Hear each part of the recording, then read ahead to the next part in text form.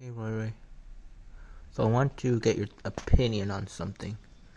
So a lot of like astronomers, and stuff, they think that with the laws of physics they can predict where planets will be and how they're moving and rotating, like all the details. So they use the laws of physics to figure that stuff out, right?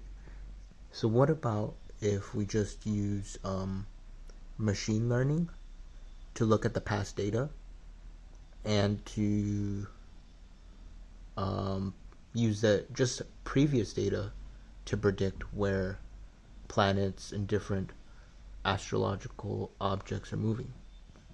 You know? Does that catch your interest? Yeah. So just no physics involved, only machine learning and data and statistics. You're interested, huh?